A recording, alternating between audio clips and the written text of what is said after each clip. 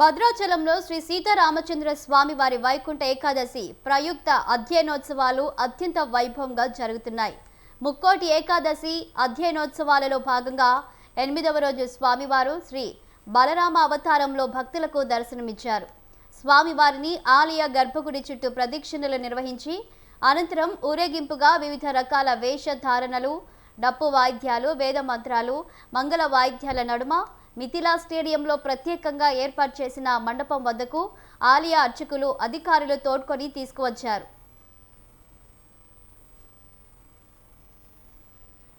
రామానుజాయ నమః. భద్రాచల క్షేత్రంలో వైకుంఠ ఏకాదశి మహోత్సవాలను పురస్కరించుకొని పగల్పత్తుత్సవాలలో భాగంగా స్వామివారికి దశావతార అలంకరణలు కొనసాగుతున్నాయి. అందులో భాగంగా నేడు 8వ రోజున స్వామివారు మనకి బలరామ రూపంలో దర్శనాన్ని కృపచేస్తూ ఉన్నారు. ఆనాడు బలరాముడు అవతరించినటువంటి విధానాన్ని మనకి భాగవత పురాణం చాలా గొప్పగా కీర్తిస్తున్నది. దేవకి గర్భాన్ని ధరించింది, 7వ గర్భాన్ని యోగమాయ ఆ గర్భంలో ఉన్నటువంటి దీన్ని తీసుకువెళ్ళి మనకి రోహిణి గర్భంలో ప్రవేశపెడుతుంది. అలా గర్భ సంకర్షణం చేయటం వల్ల పుట్టినటువంటి పిల్లవాడికి సంకర్షణుడు అని పెడతారు. రోహిణి వసుదేవుడి మరో భార్య. ఆ జన్మించటం వల్ల ఈయనకి సంకర్షణుడు అని, అలాగే అందమైనటువంటి వాడు కావటం వల్ల రాముడు అని, బలంలో గొప్పనైనటువంటి వాడు కావటం వల్ల బలరాముడు అనేటువంటి పేరులు ఈయనకి చేకూరాయి. ఈయన నాగలని ఆయుధంగా ధరించి ఉంటాడు.